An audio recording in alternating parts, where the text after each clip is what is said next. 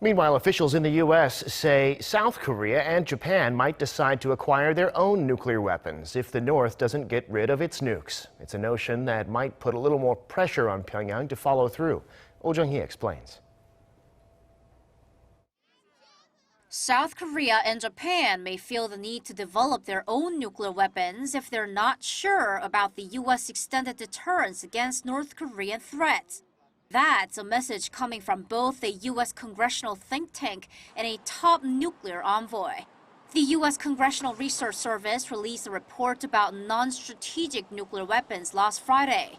It said some South Korean politicians have highlighted the need to deploy U.S. non-strategic nuclear weapons on the Korean peninsula or develop the country's own nuclear capability in the face of imminent threats from North Korea.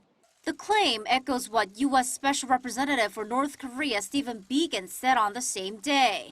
Speaking at the University of Michigan, Biegun floated the idea that voices could arise in South Korea and Japan, questioning until when they can depend only on U.S. extended deterrence and whether they should develop their own nuclear capabilities.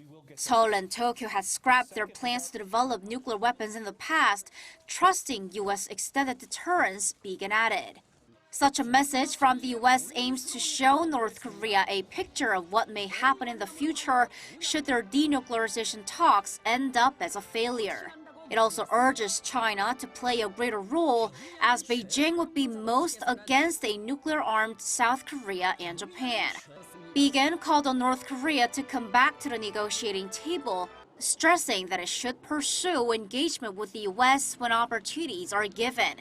He added that Washington is ready to engage as soon as it hears from the North. Oh Jung-hee, Arirang News.